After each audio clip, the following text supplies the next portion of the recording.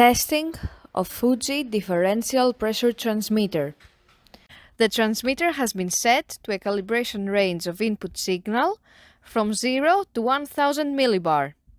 For testing, we add a 24-volt DC power supply, a multimeter in order to measure the milliamp output, and some pressurized air as input signal.